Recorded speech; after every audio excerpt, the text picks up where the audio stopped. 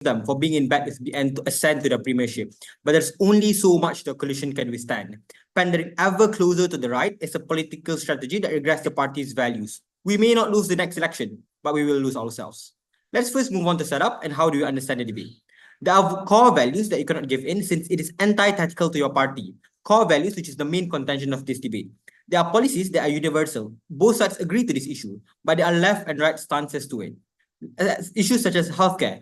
Of course, everyone wants healthcare, but liberals would want to support subsidized healthcare as a core value, but conservative want privatized healthcare. As an example, even if you have help and welfare given to the people, it's only things like Medicaid, which is only for poor people. Only the abject poverty would get the help that you want to give to them, but the middle will not get anything since they are not dying from hunger. You are telling people to just work their way up. You are pandering to the right by giving only a select few of welfare and ignoring the larger majority. The right wants people to pull their bootstrap, make their own efforts, and would only give welfare to the really poor people. And they would ignore the middle class who have multiple mouths to feed but cannot do so. They're dying and you will not give them the help since they are not dying from hunger. Secondly, issues such as abortion. Pandering is okay with Republican. They are going to pander with Republican issues, but only in the stronghold states. As an example, if we're going to give rights of abortion, we would only give it in blue states, but women living in red states still cannot have abortion in any stages of pregnancy. We prefer if we do not pander to them and we are giving everyone their rights to abortion in any stages, because this is the human right and this is the right thing to do. So what the conclusion for this is that what is core values look like? These are issues that are black and white. In abortion, it's either you give them or you don't. This means that if you pander to them, you're going to the middle. And going to the middle is not liberal anymore. This is where you are not going to maintain your core values. Since the point you become moderate is when you pander to the conservative, that means you no longer maintain the core value. That brings me to the goal of the debate. The debate is not about how we are going to win the next election or future elections, but as long as we can maintain our core values, which is really worded. I know it's a low burden, but that is how it is worded. Therefore, we are just going to defend that. And we do not have to prove how we are going to win the next election. As long as we maintain our core values, we win the debate. What does it mean to pander? This is going to be done in two ways. Firstly, how we carry ourselves. What do we push for in rallies and what do we lobby for? If we pander to them, we're just going to agree with some of their values and make concessions, and we think this is very harmful to your identity. Secondly, in our agenda setting, we prefer liberal parties to remain with core values rather than a watered down version of their values. Even if it is unpopular to platform free healthcare, we will choose to platform it if it is the right thing to do in that situation, and depending on the context of the situation, it is more aligned with your identity. Because this debate also extends beyond what is the context of the debate. In Malaysia, the debate is not about healthcare, but rather social policies, about what are the things that we want to implement, how much religion we want to implement in our status quo. The liberality and conservatism of a party depends on the context. It does not have to be far left in Malaysia. It just have to be left and do not pander to the right, and that is good enough. But before I move on, are there any POIs? So you can't defend subsidized healthcare because subsidized healthcare is already pandering to the opposite, which is that we don't want to give free healthcare. It has to be radical and contradictory to what the other side believes. But that depends on the context, right? You cannot, it does not have to be far left. And if the motion says the far left, we're willing to defend that, but it just says liberal. You're asking us to defend extreme liberalism. I don't think that's our burden. The principal argument then, liberal parties should not bargain away their core values because liberal parties are created out of oppression to fight against oppression and to fight against systemic oppressions that has long withstand. As an example, black people vote for Democrats since there's no one supporting them and there's no party who actually rallied for them to begin with. Now we reframe the debate because the debate is not about bread and butter issues against liberal wokeism. These are like two different issues, but making these issues more liberal because all public policies mean nothing without liberal core values guiding them. Issues such as public housing. If you are going to fight for public housing, you're still not going to have liberal guides, such as not giving the black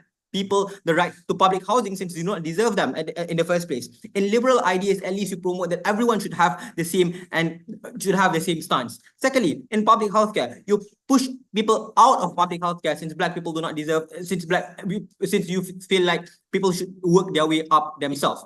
At this point in time, this means that you're not really solving these issues and you're just going to make a blanket statement and not going to solve any particular issues. Issues such as job opportunities under the conservative would still mean that women do not get the jobs and the jobs would still be pandering to the men. You're not really solving this issue. The conclusion to this argument is that the outcome is independent of us winning the elections. We are just a party that does not have any core values and has forgone everything just to pander. The losses of identity means you lose out on a huge chunk of core values, and we think that's very harmful to begin with.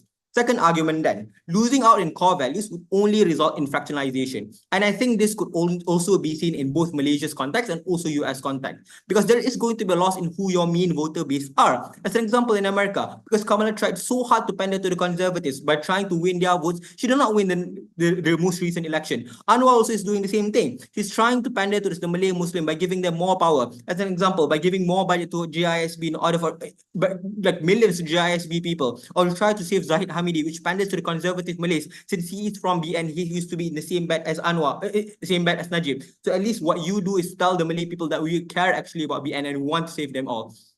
The point of this argument is to show that if you are going to support all of these things, this means that a lot more fractionalization would happen, since not everyone who used to vote for you would still vote for you anymore. Maybe it's true that they do not have any other option. They will still not vote for the Chinese, and Indians would still not vote for PN. But what they do is that they would not vote anymore. At the point when there is fractionalization, since people do not really feel that they are connected to your voter, to your actual political party, is the point that you lose out in the future elections. This means that you are likely to win the next elections if you firmly hold to your principles. By firmly holding to your principles, you support social movements, advocating for change on issues like climate action, racial justice, and LGBTQ plus rights. This empowers social progress. And remember, that it depends on the context, right? Like, well, of course, political party would still choose what their stances are. But it's like, do they go far left or do they go far right? But the point here in this argument is that at least what your core identity as a party is, even if it means being liberal, it's what you should remain as. The impact here is very simple. One, it does not mean that people do not support PH anymore. They just do not vote, since both are leading the same way. Both parties are leading towards the same Malaysia that they're aiming for. They're looking for the same goal, which is the empowerment of Malay Muslims. And this is something that the voter base, that your past voter base who brought you into power does not agree with. What have we proven to you? Firstly, we have proven to you how it is actually better and it actually more consistent with your historical stories about why you choose to be conservative, why you choose to be liberal to begin with. And this provides a lot more happiness to the people, since they can maintain their core rights. We think we take this debate. Okay, thank you, Prime Minister, for that speech. Now, I would like to invite the Leader of Opposition to deliver their speech.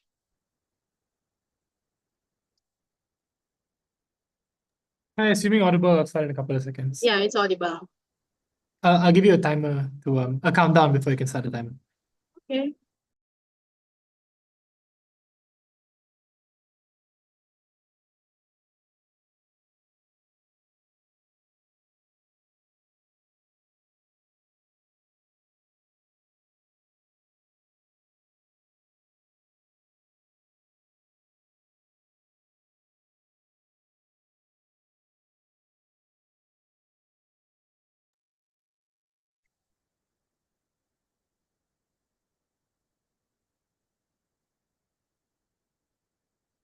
Okay, starting in 3, 2, and 1. Ihsan's speech misses out on a very crucial internal burden, because his argument is that they have to impact, like actually help people. The problem is, to help people, you need to prove that these policies are actually able to manifest on the ground for them to be of any significance. If you stand for things that the other half of the country views as radical and fervently swear that they would never want to be seen implemented in their lifetime, these policies are not going to be passed. These policies can be tabled by your liberal parties, but they're unlikely going to be actually implemented in a way that makes everyone happy. They're unlikely to actually pass parliament. Ihsan also doesn't defending these policies as a principle, given that these policies are unlikely to pass. So maybe you can extend on this later on, but we're going to say that principles don't really matter insofar as political parties want to win elections and want to implement the policies that they stand for. We're going to give you two arguments. Firstly, on how we break bipartisanship, and secondarily, on how political compromise happens a lot better on our side of the house, in case they do give us any arguments on why political parties have to stand by their principles and their core values. But the second problem with Ihsan's speech is that he says that you can only gain votes if you stand by these principles. He doesn't defend it as a principle. I don't think there's enough analysis to suggest why people are so proximate to these principles and will continue to vote for you then. But the problem is that people don't necessarily vote exclusively on these principles, and like just because they always voted for these parties and what the parties stand for, people also vote along policies. Maybe initially people might be resistant to any forms of change, but I'm going to prove to you that by reaching out and having greater forms of compromise, people then become more aware of how other parties can also cater to their needs and therefore break bipartisanship and just make policies a lot better on the ground. 2 points of framing. The first is, where do we pander? I think we're only necessarily going to do it in places where we are losing votes in places where swing states, and it's important for us to maintain votes and to gain conservative support in order to put people into office. It's places where conservative thought is already deep-rooted, and you have to tap into those demographics in order to win anything. But the second thing is that I want to nuance what this pandering is going to look like. So Ihsan's characterization is fair. We're likely going to go to like matters on subsidized on healthcare, for example, where one side says healthcare should be privatized, and the other side, and this is why the POI is important, by the way, has to be contradictory to the core value of a different party. If not, then they're not really core values because you're fighting for the same thing. So if the conservative thinks that healthcare should be privatized, then the liberals are probably going to say that healthcare should be universal and completely free. An example of compromise in this regard would be going to implement subsidized forms of healthcare that can still be somewhat expensive. Conservatives say no abortion at all. Liberals say we should abort all the babies. The compromise that the liberals can come to would then be, okay, fine, abortions are illegal, but we can have abortions for rape victims. We can have abortions for people who are under the age of 18. We can have abortions if the baby is going to be like born with some sort of health defect. But very crucially, the pandering that we do, I think, is unlikely to change the core value of what the party represents in its own. This is because the party has voters in other parts of the country. The party gets funding and legacy from like different places, meaning they're unlikely to just give up on the things that they have stood for like the past couple of decades. They're likely going to do it in ways that can still align with conservative beliefs, in ways that conservative people find important, but doesn't contradict what they stand for and their core voter base that they are also likely going to reach out to. So it looks like taking a stance on conservative matters, on matters that conservatives find important. It looks like co-opting narratives of nationalism and the sanctity of marriage and family, for example, but doing it in a liberal way. So family and sanctity is important, which is why we should allow gay people to get married. But sure, we dilute our message maybe in the worst instance.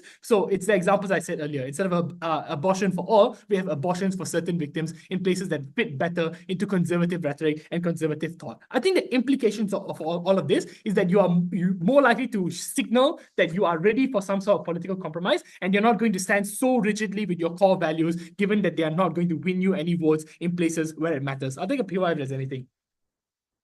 3, 2, 1. First argument on breaking bipartisan calculus and the way that people vote. So the vast majority of people make voting decisions based on party lines. My parents voted for party A, I will probably vote for party A as well. The geography in which I was born into, my economic situation, my race, and the politics that I adhere to all tell me to vote for a certain party. So without any sort of external force, I'm likely to just conform to these things as well. What encourages this behavior is the notion that your party will always represent your community, will always represent the ideology that you think is important. If you come from the Rust Belt, you will always vote for the Conservative Party because you think the Conservative Party always has your best interest at heart, will always look after your priorities, while the other party, whose core values are contradictory to the core values of your party, will always look to take down these things which are important to you. But the problem is that while people tend to vote along party lines and are united on that front, people are not united on their stance on particular issues. All conservatives, all people in the Rust Belt don't want abortions, but not all people in the Rust Belt think that we should not give abortions and award them to people who are underage, for example, or people who are rape victims. People can be complex on these fronts. Sure, there's a greater force that encourages them to vote conservative, but they're not necessarily united on these things. It's simply because they believe that the other party will never conform to these principles that they don't vote for them. When Democrats show that they are willing to make certain concessions and not make abortions completely free to everyone, this is the point in which you are able to show to them two things. One, their parties aren't the only ones who are catering to them. There are other options if they are able to access and gain knowledge from them. But second, you break the biases that exist currently, so people are unlikely to just vote along bipartisan lines. I think this is the tipping point to breaking like a huge chunk of like people who vote along bipartisan lines and things like that. I'll take another POI last chance. So how exactly do you maintain your core values then if you're able to make compromises eventually? So I think core values are just utilitarian. I'm perfectly willing to take the principal trade-off of we don't maintain our core values at all, insofar as we maintain our voting base. I think that's a stance that we're completely okay to take with. The second argument then is on political compromise, two layers to this. Because you're signaling out that you're willing to make some form of compromise, because when both sides are rigid and they're unwilling to come to any form of compromise, unwilling to make concessions to their core values, this is when political gridlocks happen. It means you have lesser collaborations, lesser engagements across both benches in order to come up with policy, in order to come up with things that can be implemented on a policy level. So this means that the state becomes non-functional when it comes to crises, when it comes to new issues that pop up. But secondarily, you get stuck in a gridlock of bipartisanship. And this leads to like social tension, people voting along like certain behaviors, people hating each other because they're conservative or they're liberal, and you lack true representation. I think on the comparative, policies become a lot better because people are more willing to reach out to each other and to come to some form of compromise to be able to implement policies that a larger chunk of the voter base can agree to. The second thing is on isolating radicals, because we see an increase on right-wing parties and or less radical parties in general that are on the rise. We see this in like Europe, in South America, and other places as well. The problem is that these right-wing parties don't have enough to win the majoritarian vote, so they align themselves with center-right parties. Center-right parties don't align themselves with the left because the left is contradictory and don't want to give up on their core values. When the left is willing to come to some concessions, this is when the center-right parties and center-left parties can come to some form of alignment and form coalitions of their own, isolating radicals. Hello, your time is up. Radicalism is bad. Oh. Okay, all right. Thank you, Leader of Opposition, for that speech. Now, I would like to invite the Deputy Prime Minister to deliver their speech.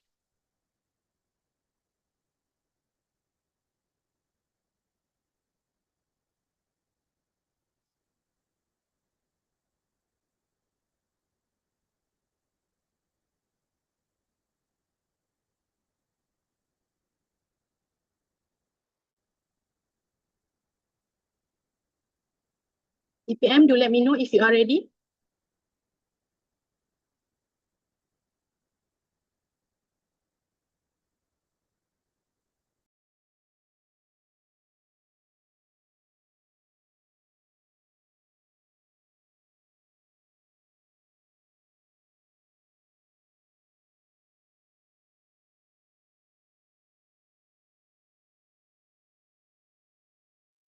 All right, am I audible? I'm visible? Yes, you are. Okay, I'll take a POI somewhere in the fifth.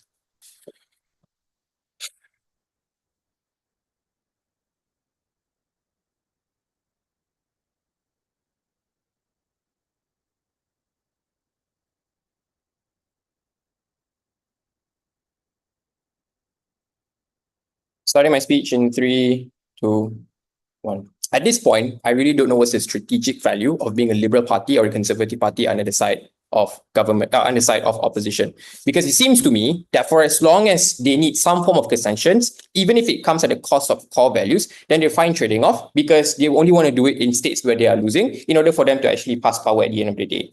Ultimately, this disregards the entirety of the urgency that came in the first speaker, which is that the reason why we have core values is because it becomes part and parcel, representative of what the people want. People vote for liberal parties because it is a response towards oppression that is happening for the longest time. And likely it is the victims who are the ones who are supporting these liberal parties at the end of the day, and also people who feel like the fight should be given to them. Similarly, the same goes to the right as well. People who traditionally believe in conservative and traditional values, that's the reason why they vote red. If it comes to a point where you want to sacrifice all of these things altogether, then it means that the way you decide what is valuable in life and whether or not certain things are moral or immoral becomes a gray line on the side of opposition. I'll give you an argument later about why pandering does not reciprocate, and this deals directly with their most important argument that came in first, but a few pieces of responses. Number one, they argue and they contend to us, why are people proximate to the issues in the ways in which that they vote parties based on their core values?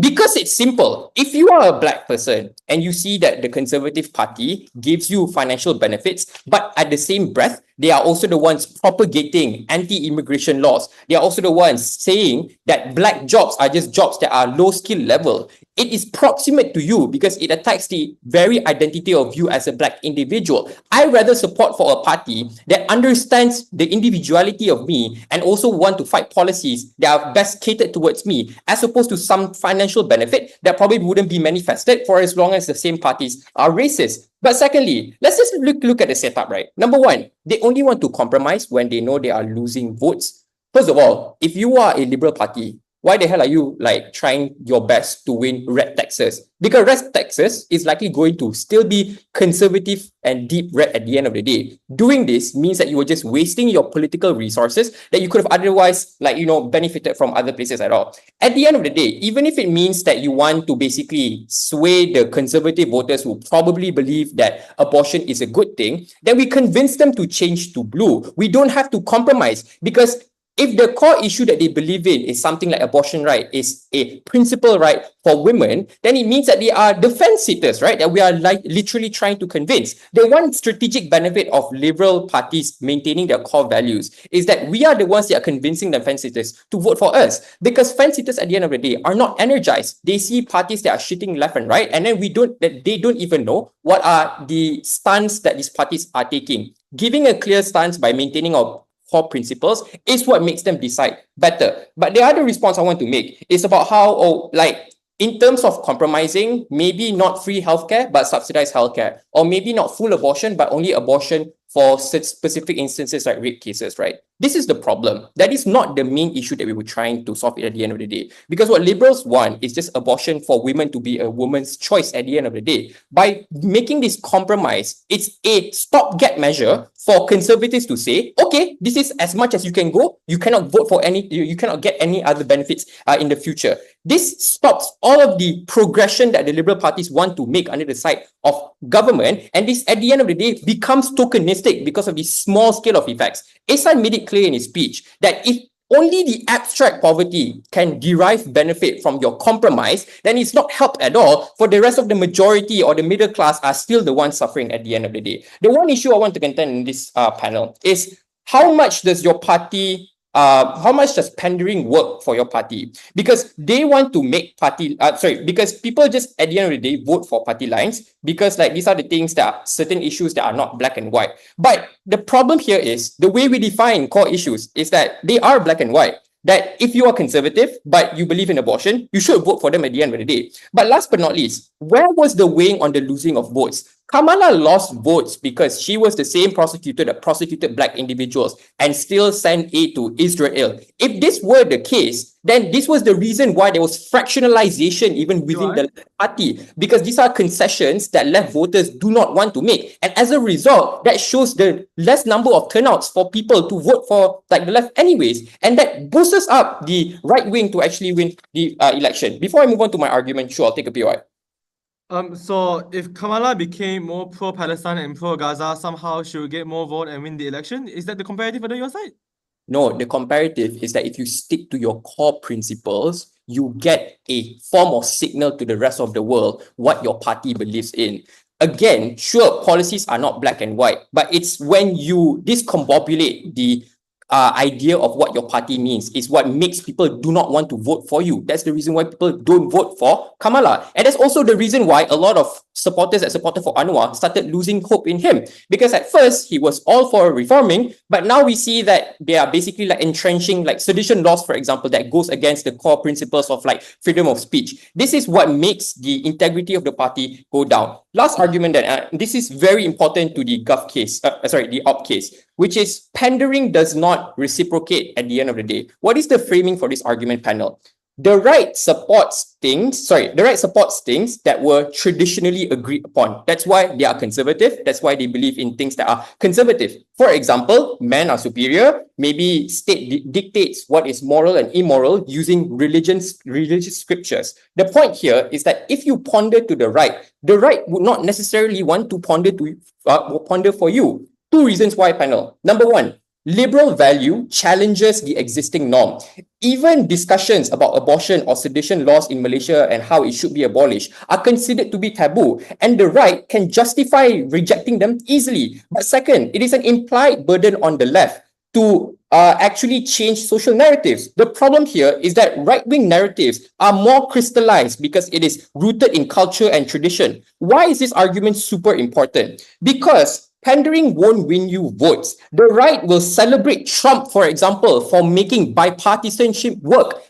Like the entirety of Joe Biden's infrastructure bill that encompasses a lot of benefits for both liberals and conservatives was not being picked up by conservatives because at the end of the day, they just don't see it as a good thing because anything that opposes Trump will be considered as something I should reject. At the end of the day, probably it's what you should do as a liberal party to maintain your core values. It's not only important for you to win back your votes, but maintain your principal stance. For all those reasons, proud to propose. Okay, thank you, Deputy Prime Minister, for that speech. Now, I would like to invite the Deputy Leader of Opposition to deliver their speech. Okay. Camera on, is right? Camera on. You want the timer? No, can. If I scroll you, it's fine. What up? Scroll you, nothing. Nothing. You really handsome. I'm visible and audible, right? Yes, you are. Okay. Starting my speech in 3, 2, 1. The only question that we have to ask this government team right now is, what is a core value? Like, really, tell me, what is it? If you notice, Judge, time after time in both the speeches that we hear, it's quite vague what they actually characterize core value to be. Let me be very charitable. Adam's speech before that was, they said, core value is part and parcel of what voters want. And he said, for example, for responding to oppression. Okay, hang on. If the core value is responding to oppression, we want clear. Because our stance is, we can go against oppression in other means. We agree that we go against oppression, but it's how we approach oppression is where we differ. In that juncture, we're still the same by maintaining the core value, but the intensity of how we approach that problem is where we differ. The first thing I want to comment under this claim is core values are broad. And I think to make this debate clear and explicit, instead of being vague on what core values are, I think Liberal Party's core value is autonomy. Giving autonomy to minorities, for gays, for example, queer communities, giving autonomy for free markets to exist, for instance. It's always predicated on choice, to which we would say it's flexible. We can still explain why we give credence to minorities. We can still explain why we're socially left while still being flexible in the ways that we adjust our core values. At this point, the only way Gov team is clashing with this claim is they're saying, people would only vote for you on the basis of core values. This was asserted. At least their best analysis, if I were to be charitable, is that this is a founding principle. If I refute this, Judge, and if I prove that people's incentives are far more complex, or even if they're true, it doesn't manifest into a worse form harm, this claim can be thrown out. 3 ways that our team is going to approach this claim. Number 1, people's preferences are fluid. And I think this was clear in Kavid's speech. The people mainly vote for policies as well because it's proximate, but people could vote for any other basis. You could vote for a politician because he's a guy and you're a guy as well, you're gay. People vote for a pass, for example, because you're Islam. Political correctness is literally extremely fluid and it's subjective. You vote based on which is the most proximate identity to you. This framing takes out their claim because it's not only pegged to the founding principle or the core identity, which is something they did not prove to begin with. Second, I would argue core values is an invisible concept. It's similar to sovereignty, where it's just a name. And outside, we can still have a name, Democratic Party. I think that's still enough for people to say, aha, that's a party I want to resonate with, because they also fight for oppression as they claim, but in different ways. Thirdly, let's take the worst case. Let's say they're right. Their end outcome, judges, people are unhappy. You make voters unhappy because right now they're dissatisfied. Judge, I want to point out to you, is dissatisfaction in politics foreign? Not at all. Look at the recent US elections. Even Democrats themselves were unhappy. Even liberals themselves were unhappy because they're bogged down to 2 choices they did not like. At this point, I want to ask them, if you're unhappy, you still have to make a vote. Why is it on your side of the house, they would suddenly vote for a conservative party, for instance, that is far more further than your ideology? Even in the instance that they're unhappy, they probably have to still settle with a Democratic Party that is slightly watered down. And I think that's not a big harm that we should consider. Fourthly, all their analysis, Judge, on their perfect policies, it doesn't come into fruition. It doesn't come into fruition because you don't get votes. Under this claim of don't get votes, I will prove why our context is likely. Judge, this motion says stop pandering. That suggests to me that they're already pandering and doing it.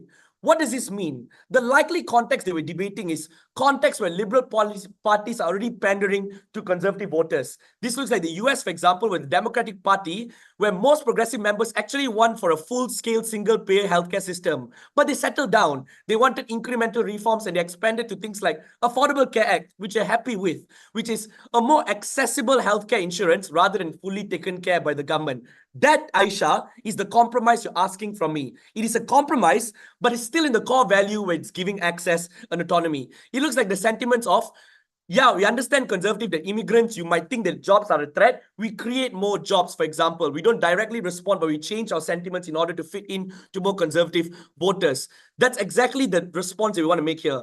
And take note, liberal and conservative can also happen economically. That's why the UK Liberal Party, for example, like Tony Blair implemented a third way, which was a mix of market-friendly policies and social welfare programs, trying to have a balance of free markets and government regulation. These are the likely contexts of the debate because I think the fight for liberalism is especially crucial in only certain states. That's fair because we're talking about the most contentious competitive democratic context and it frames out the polar opposites of extremity. Why then in these spaces, in this context, do we need liberal parties to continue to pander to conservative votes? There are three standards they're going to make very clear. First, I'll explain why this benefits liberal parties themselves. The first reason why is because far-right ideology is on the rise. Why is this true? This is empirically true. Le Pen in France deporting immigrants and pushing for Euroscepticism. AfD in Germany being Islamophobic. Same can be said in places like Hungary and Poland or Italy. If you think this is just intuition pump and I'm not giving analysis, three reasons why they're on the rise. First, in countries like Greece, Spain, and Italy, austerity measures led to high unemployment and people didn't like that. That's why far-right parties was able to capitalize on the economic insecurity and promote stronger national protections. Second, Europe migrant crisis. There's so many migrant crises. That's why it's easy to platform far-right groups to say, aha, they're stealing away our jobs. Third, social media platforms these views, where community guidelines often don't censor a lot of these far-right views. They can be openly Islamophobic. That's why far-right is on the rise. Why then should we pander? Three reasons why. First, we reduce polarization. We make discussions healthier. We shift more to the center. Second, we make people who are conflicted right now to align with center-left. This is why it's important. You, as a conservative voter, you might be anti-abortion, but you're okay with abortion in instances of rape. But you won't vote for a Liberal Party because they want to legalize abortion. But a party that's willing to compromise, water down, give exceptions, for example, make it easier for you to now be center-left. The reason why this is important is because a lot of conservatives don't like far-right. They don't like because it's inherently radical and violent and extreme. A lot of moderates don't want to be violent, but they still have strong opinions on this issue. We make it easier for them to align with center-left in a world our ideology is more aligning to them. Third, even if you don't buy any of this, discourse. The very fact that we have centrist apologists, for example, we have Zionists explaining their position, are all nuances where we don't want a hawkish political climate where people mudsling each other and don't engage in a dialogue. That's why in debates we do an even if, because we do an even if so that we get credible thoughts of another side of the house and at least make a healthier discussion. These are reasons why we should pander. This is important because Adam says far right won't like you if you pander to them. Yeah, but we're pandering to people in the center to get them. We meet interests of people at large because we're far more utilitarian. We think humans are complex. You can be socially left, but you can be economically right, like trade protectionism, for example. We make it far easier for them to be bipartisan. In instance of hung parliament, we get more votes. Getting more votes is a precursor to get Gov Team's benefits. We do that better. You ought to oppose. Okay. Thank you, Deputy Leader of Opposition, for that speech. Now, I would like to invite the government whip to deliver their speech.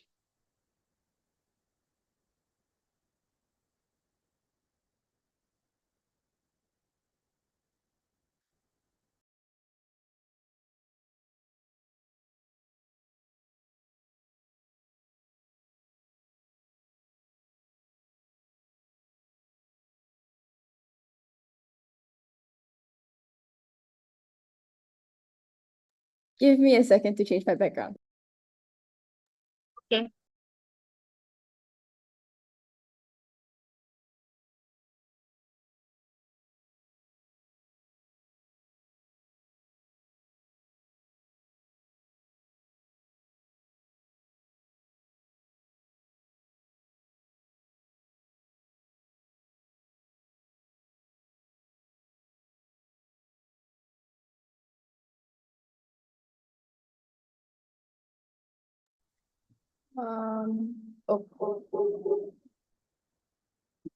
Your eyes in chat, please. Starting my speech in 3, 2, 1. Liberal values cannot thrive on diluted convictions. Compromise with conservatism is a step backward from the progress we owe to our voter base and society. That is the argumentation coming from all two speakers from Gov that has been unresponded from the side of opposition. But let's synthesize the case from side opposition before we get any further into this debate. First things first, let's question their logic. Even from first speaker, they say that actually this is not a contestation of core values. Our question is quite simple. If the things that you can compromise on can be made, then obviously these are not core values. This debate still falls within the parameters where we define this debate, where core values are shaped by what the minority demands of representation from us. These are values that make the Liberal Party, for instance, like individual autonomy, for instance, for the right for you to attain liberty regardless of what society dictates. But number two, right? I just want to question the logic coming from the second speaker of opposition here. Opposition assumes that this debate stops after the election. Somehow, if you make compromises now, that's where it ends. We think this is faulty for two reasons. Number one, even in the best case, right, when they tender, they get votes, congratulations. But what exactly happens then? That just means that the extent of compromisation is just going to increase demanded from the right, because you tolerate the ideas, like the ideas of conservatism just permeating in the spaces of liberalism. We think this is something that we don't want in the very first place. But secondly here, just this logic, the logic of the analysis of the increased far right, right? We think that this directly feeds the inability for you to like go back towards your core values in the very first place, because there is an increased need from the right demanding for more compromises because it's something that you are already accepting in the very first place. Last but not least here is right, let's just question, why is going middle something that's good? We think going middle is bad. This is feeding into what exactly the conservative values demand in the very first place. You shift the discourse to be in the conservative lens rather than maintaining what the liberals want at the end of the day. We think opposition has not proven their burden as to how exactly they retain their core value, and for that reason alone, we take the first. Before that, any POIs? Okay, first issue then on the ideological integrity. They happily made the trade-off by saying, actually, principles don't matter, pragmatics is what matters in debate. First layer is to just unpack. We can discuss bread and butter issues because these are not core values. This is just a conversation of shifting the lens from like a liberal approach versus like a conservative approach. We think in those instances, that's not where the debate is. This debate has to be about retaining the ideological integrity and having clear demarcations on where the liberals aren't going to make concessions on. Like we want, like Bernie Sanders, for instance, wanting like student loans be forgiven in the first place. That's something that we want at the end of the day, and that's something that's non-compromisable. But what did happen, the mechanistic analysis that we provide to you, is that we enable the time and the pathway for us to prep fence sitters to understand the lens of liberal viewpoints. That's why eventually they get moved towards liberal ideas and would be happy to support this in the very first place. The cost of trade-off that opposition is making is the absence of an alternative to voters, that you have to succumb towards conservative ideals at the end of the day, or at least semblance of it, just for it to be the middle in the very first place. And I think this is already harmful because we've proven time and time in our speakers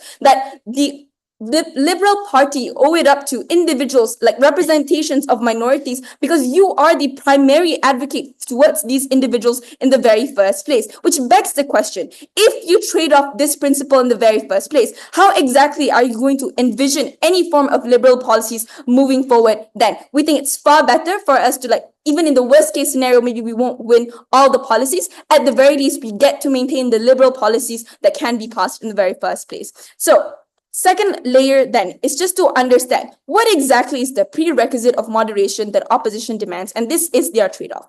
Their trade-off here is to say that at least we show a bit like some semblance of acceptance to conservative ideals, right? But secondly, this is not the end, right? It also means that for the Liberal Party, you would have to appeal by choosing more moderate candidates as well, which is why you aren't able to platform liberal ideals in the very first place to actually make a reform in society. This is a simple example. Let's just break this debate outside of just the US, right?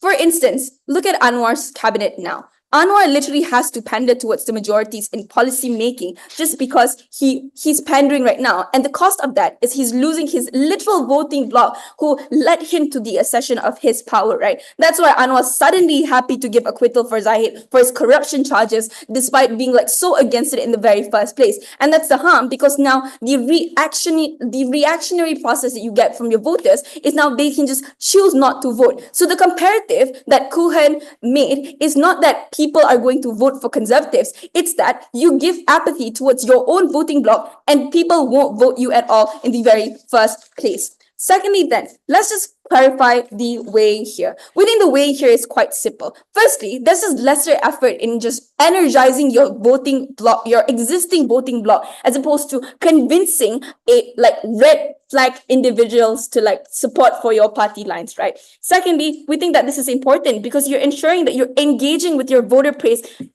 in every steps of political processes. This isn't just about what you eventually decide when it comes to the ballot box. This ensures that you allow people to be engaged, even in rallies, in grassroots supports, because you provide the visibility and the constant platform to give out and churn out liberal ideas consistently. So even if you have to make the huge trade-off that you lose on the election, this is what preps you for the next election. It's the clear demarcation to ensure that your voters have the option to vote for you, to borrow off and leverage the liberal lens that you offer them. Last but not least, here is just a piece of weighing to how we eventually are able to swing moderates to a far more liberal policy vision.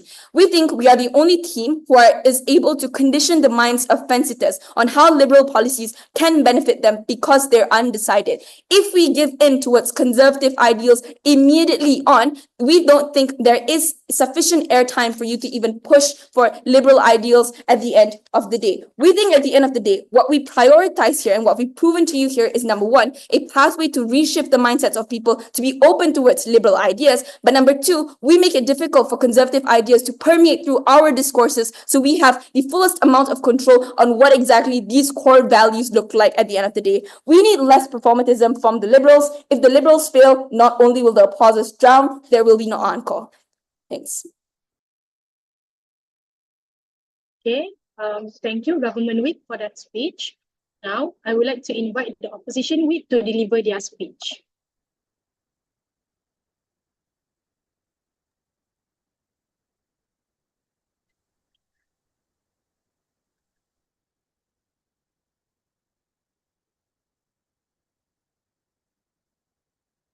Okay, cool.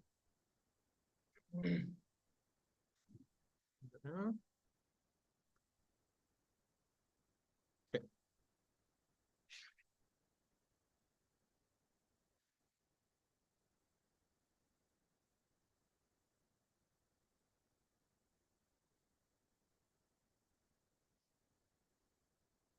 Starting my speech in 3, 2, 1.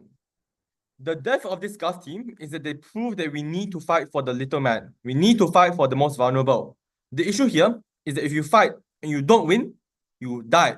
And when you die, I think that's quite bad.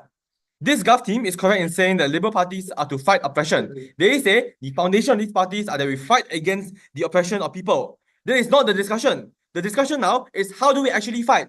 I would argue that the threat of electoral wipeout by conservative parties encourages more infighting and faction because the causes of fractures aren't due to the abandonment of core values, but rather the survivability of the party. Because if it is true that it will cause infighting and fracture, it is very unclear why would liberal parties do so in the first place. So it's unclear as to why, because it's a risk of infighting, therefore they're likely going to do it. So this analysis just doesn't make sense because it doesn't fall in line with the incentive of liberal parties, which means that even when you maintain your core values, there are people that will advocate for pandering to conservative even within the Liberal Party. So the risk of fracture is one that is non-exclusive. But you know what is exclusive? The harm coming from them under Gulf is that absent of this comparative, absent of this pandering, you are likely to suffer an electoral wipeout by conservative, and therefore the policies that you want to advocate for to help people are not only not implemented, but also existing policies that are there are likely to be repealed coming from the comparative under their side of the house. The second is that in the instances where you keep your core value, obviously we would in liberal enough states. So the framing and context of where core values are likely going to be discarded and neglected,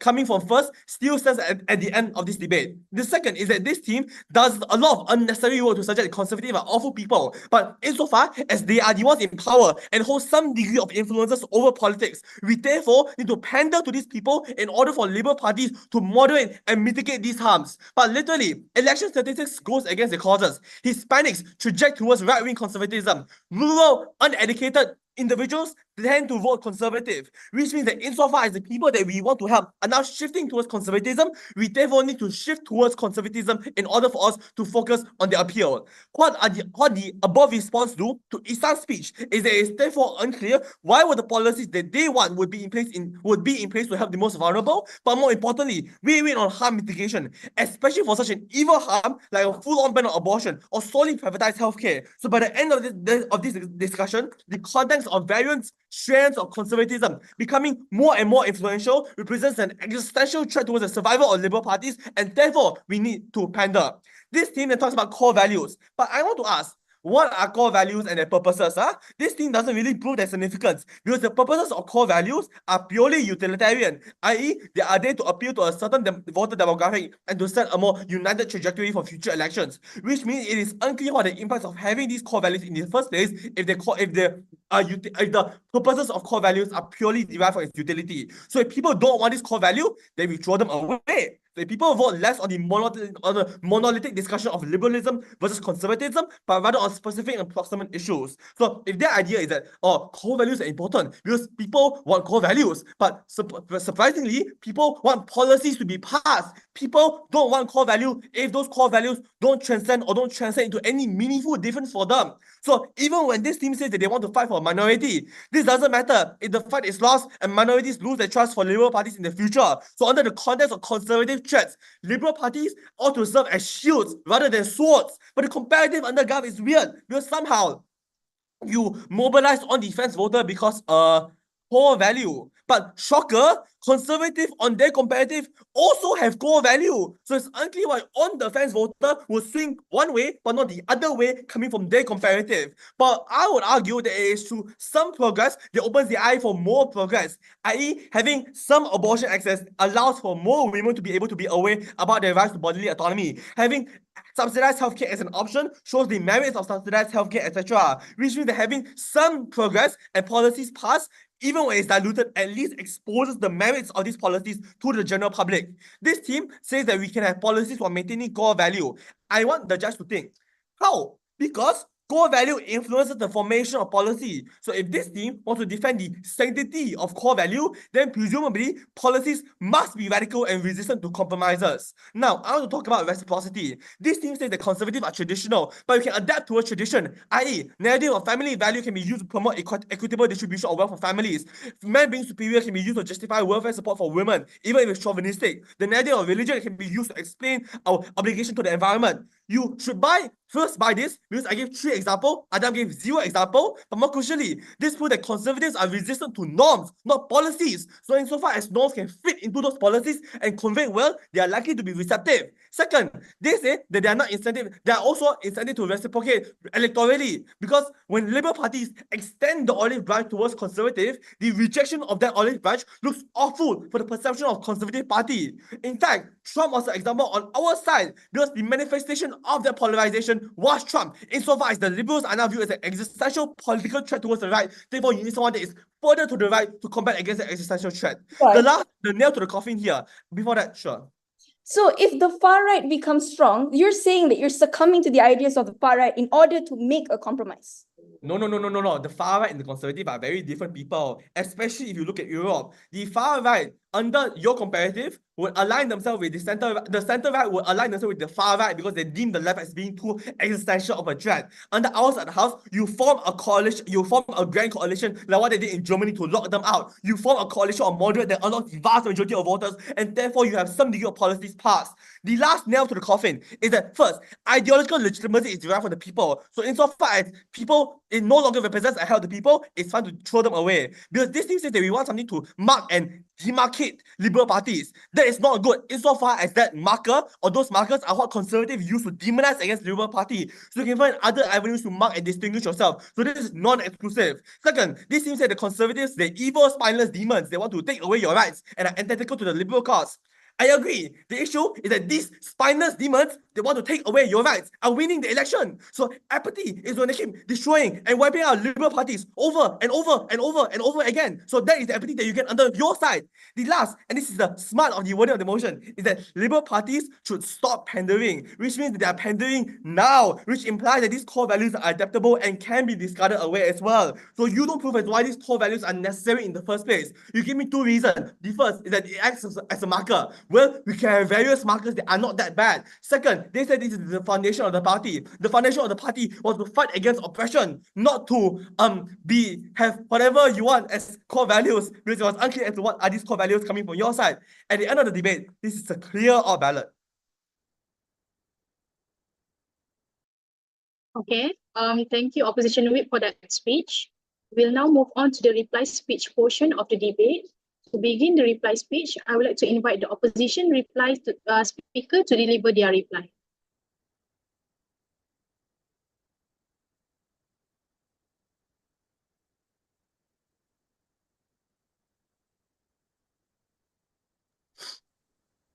I can be heard, right? Okay. Gov loses this debate because they don't explain why people one-dimensionally believe that only absolute parties and absolute policies is the way that I represent myself in democracy. Opt chooses not to assume that, and that's why we have to win. The first part is replies. I'm going to tell you two areas of the debate, and I'm going to bite the bullet and say everything that they said were true. Why do we still win? First was in the idea of getting more votes. The mechanism that was, by the way, only crystallized until the end was getting fence-sitters. They said they can get fence-sitters because they adhere more towards core values. We had two competing analyses to prove why the prerequisite of getting fence-sitters due to core values was not true. First, that the context right now that far-right extremists are attacking minorities and they're causing a lot of violence, which proves that fence-sitters right now also victims, for example, of attacks by an incumbent government that is getting stronger. Second, conservatives are going to far-right because liberals are so radically different. This is important. Conservatives keep winning and winning and winning. They are in a situation where they're moderate, but they're lining more towards far-right because left is also becoming incredibly radical and different from them. These were contexts to prove why, even if you maintain your core values, fence-sitters can't do anything in that context. They had to prove that. So you can't get fence-sitters. But the delta outside that, if the debate is about getting more voters, we win clear. All I have to prove is that we get much more people. We explain that people are multifaceted and complex. You can be socially left, but economically right. In a world that we have much more variation of policies that are more towards the center, we get a vast majority of people who don't have a one box that they belong to. The second question, let's deal with their worst case weighing.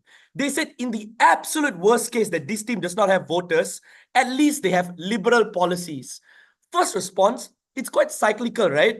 If you don't get votes to have policies, you can't say at least we have policies because it's a prerequisite analysis. It's just something we push down the bench. But second, let's say they say liberal identity is something we have. We have it too. What we explain, what is core values were brought, we can explain that we meet these values in a different landscape, which also proves that we meet these values. And we still have the name of the Democratic Party. We're still predicated on choice. We're still fighting oppression. All of this proves their whole benefit of identity can literally be co-opted as well. But Judge, these were two questions and I was very charitable on why we won, even if we took everything that they said to be gospel.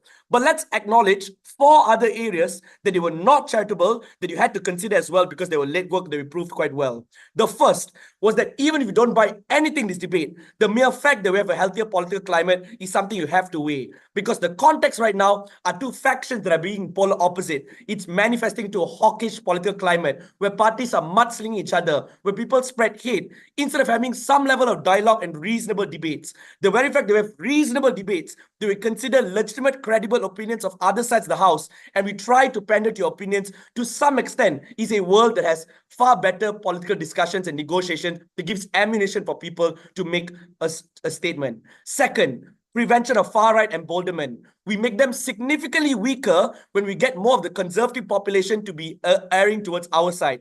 We think the status quo is that they're violently assaulting minorities. The magnitude of harm is something we reduce. Thirdly, we remedy the problem statement that he mentioned of apathy. Apathy happens when you see conservatives winning all the time. Apathy happens when you feel like this party is resonating with one view of mine, but another doesn't. In a world where we have more fragmentation, where we have more factions of liberal parties that pertain towards more of conservative ideals, that's when we have more options for people to fit in or find parties that has a best fit to their concerns. That's how we remedy apathy. Finally, all their claims was that you cannot have liberal compromise. In our side, we say we can win and then have liberal compromise. All our examples on abortion, all our examples on Affordable Care Act were examples of spaces to push for liberal policies in the event that we win. It should be a clear opposition ballot. Okay. Thank you, opposition reply, for that speech. To close out the debate, I would like to invite the government reply to deliver their reply speech.